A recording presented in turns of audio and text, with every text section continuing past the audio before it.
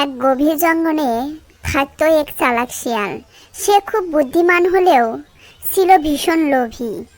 একদিন সকালে হাঁটতে হাঁটতে শিয়াল দেখলো গাছের ডালে এক কাক বসে আছে। কাকের ঠোঁটে ছিল এক টুকরো পনির। তা দেখে শিয়ালের জিভে জল চলে এলো।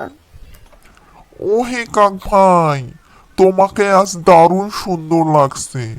তোমার পালকগুলো যেন রূপার মতো ঝকঝক করছে।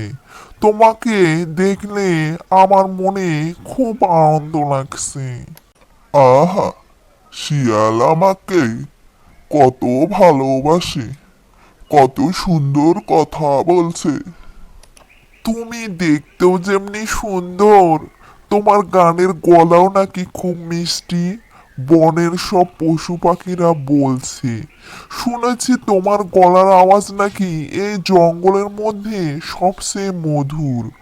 ভাই, একবার কি তোমার গান শোনাবে আমাকে?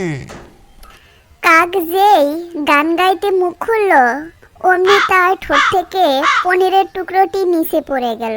শিয়াল দ্রুত তার মুখে পুরে নিল।